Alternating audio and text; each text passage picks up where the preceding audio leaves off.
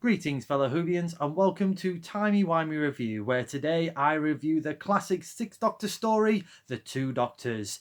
But before I do, I just wanted to let you know that this video is in tribute to Jackie Lane, who sadly passed away on the 23rd of June 2021 at the age of 79, who is better known as the First Doctor companion Dodo.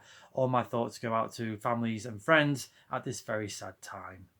The Two Doctors is a three-part adventure originally broadcast on BBC One in February 1985 and written by none other than Robert Holmes. Just in case you don't know the plot, the Second Doctor and Jamie have been sent by the Time Lords to investigate experiments on board a scientific space station. What has happened or happening to the Second Doctor is having an adverse effect to the current Sixth Doctor. So now the two Doctors, Jamie and Perry, have to work together to stop Dastari, Jacini and the Sontarans carrying out their plan, which is now situated on Earth. By Doctor Who fans' own admission, The Two Doctors is not an out-and-out classic, and I can see why, because narratively this story is a bit messy. What I did like about an idea that came out from The Two Doctors is the Sontarans and the Androgams needing the Doctor's nuclei, brain patterns, if you will, to create their own time machine. Without the brain pattern of a Time Lord, time machine wouldn't work. So I thought that part of the story was a good concept, really. I thought it was a good idea. What does let the story down, sadly, is it's all happening, quite a lot of it's all happening off screen. So we have the two scientists who have been doing the time experiments, what the Second Doctor and Jamie was sent down to the space station for. We don't see them at all. They're just mentioned off screen. And we also get mentioned that the Sontaran fleet that wipes out all the scientists on board the space station, we don't see that either. Again, all happening off screen. So you don't really get that emotional investment into the story narrative from that perspective. All the actors are on fine form in The Two Doctors, even with some of the actors that have got a bit of a limitation of what they can do with their characters. They definitely did everything they could. Most notably, though, Patrick Troughton, he kind of was the starring role in this one as the Second Doctor. Considering he left the show proper in 1969 and come back for the Three Doctors and the Five Doctors, it's just as if he never went away, just effortlessly slips into the role of the Second Doctor. And I would have been a bit tempted to maybe dye his hair to his natural black colour, because he does look notably older, as does Fraser Hines as Jamie. Again, another great performance from Fraser Hines here. Again, never as if he'd never left the show. But yeah, there was that fan fiction of fan theory, sorry, of that this was set after the Second Doctor was going to be regenerating. There was kind of like a Time Lord CIA that kind of grabbed him and kind of put him in here for investigating for the Time Lords, which kind of makes sense in a sort of retrospective look at that. But if you're sort of viewing this from 1985, and yeah, you could argue that repeats weren't really shown that much in the 80s as we see repeats now, so they can get away with little continuity errors like that.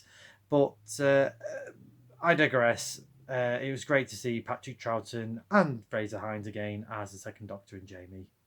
Another show-stealing character was the actor who plays Shockeye. He really hammed up his villain role here as like the Androgam cook who just wants to eat anything and everything. I really love the interaction between Shockeye and the Second Doctor when the Second Doctor gets turned into an Androgam, and then they go off to a restaurant in Seville and just eat everything.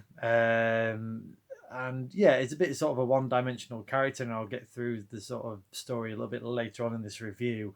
But yeah, when Shockeye had to be a bit of a comic relief, he brought that well. And when he does have to be a villain, very creepy at the end of part two's cliffhanger. he sells it as well. The characters were a little bit, a bit of a letdown for some people.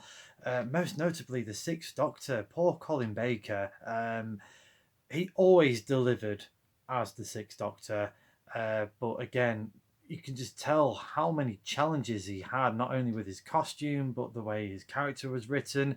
Now, again, in retrospect, it's been well documented that his journey was going to be sort of darker and just, unpeel those layers, from years or months down the line. But obviously, we didn't get that in execution. Where I think we're halfway through his season when we get to the Two Doctors, and he's just there's a yin and yang with the Doctor and Perry. He's very flippant with Perry and with other characters as well, and it kind of reflects on the style of what was going on in the 80s in terms of TV violence. Now, I'm not going to I'm not a Mary Whitehouse. I'm not going to go into what I think is good violence and bad violence. It's just is that style of the time. But I feel like with the Sixth Doctor, they went for a more sort of weird James Bond sort of how he handles with bad guys and has to put a pun at the end. So we get this again. We see it in Vengeance on Varos when the Doctor has to dispose of a person into an acid bath, and we see this again when the Doctor disposes of Shockeye and gives him the weird pun at the end of killing him. And it's a horrible death. He kills him with chloroform, and really, yeah, you shouldn't really do that with the Doctor, in my opinion. The returning villains, the Sontarans, were sadly wasted in this story. They didn't really have much to do, and again, it's all happened off screen. So we have the might of the Sontaran fleet, who wipe out all the scientists in the space station, but when we get to Earth, we only have two Sontarans for budget reasons, clearly. And yeah, they're all a bit. The makeup's not the best. I think the best. I think the best one was the Time Warrior. To be fair, probably closely by the Sontaran experiment in classic Doctor Who.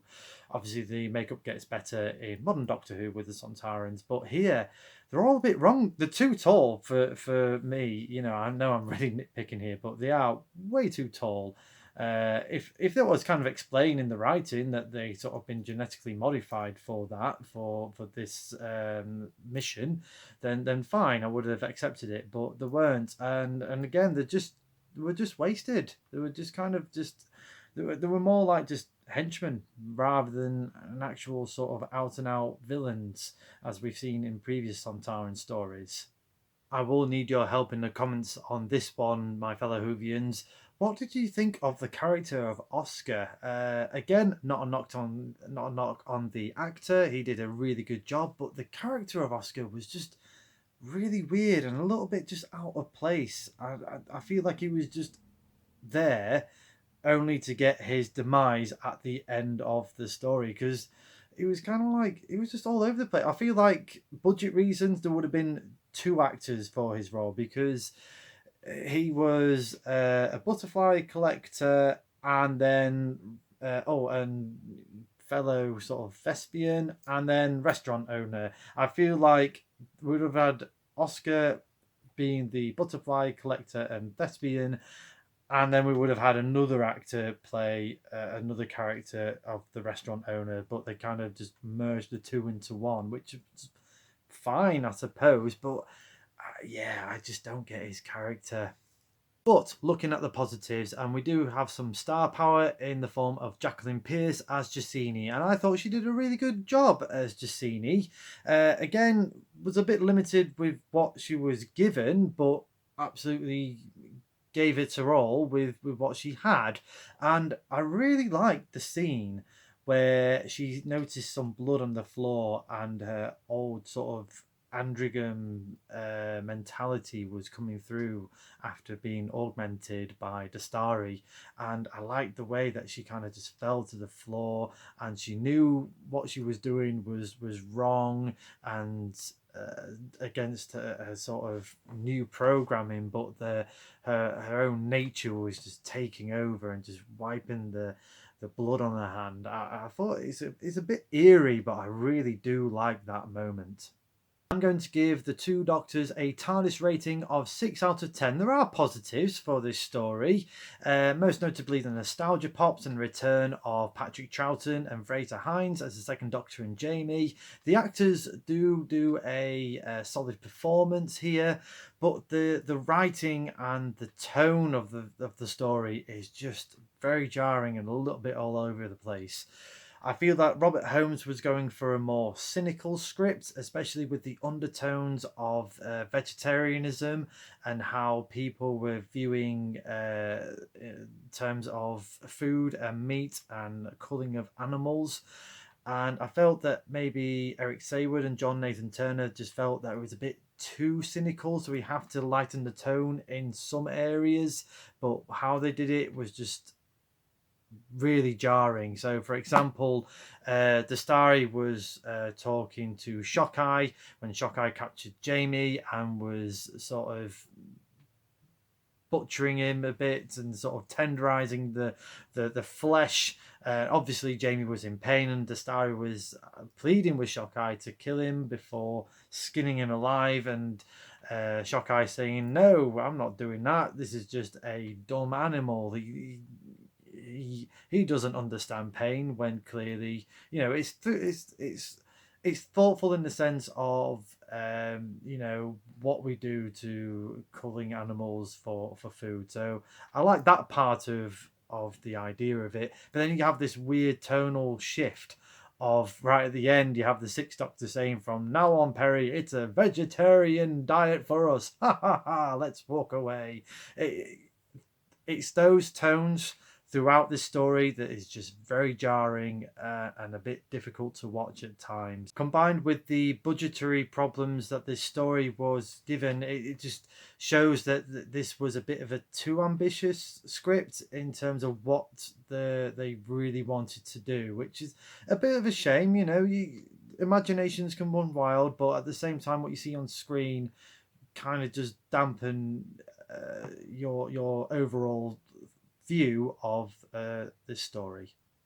Having said that, I do recommend that if you haven't watched this story before, it is worth checking out. There is some nice moments. Obviously, the interactions between the two Doctors, however short it was, is still worth a watch. So I do implore you to check out the Two Doctors. It is available on DVD, and you can also check it out on BritBox.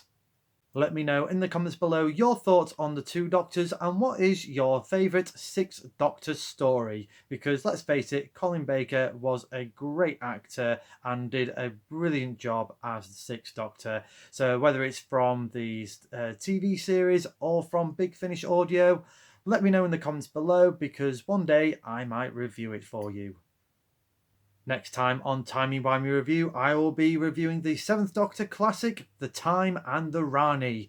Until then, thank you very much for watching. Don't forget to like the video, share the video, and subscribe to the channel. And as the good doctor once said, yes, Jamie, it is a big one.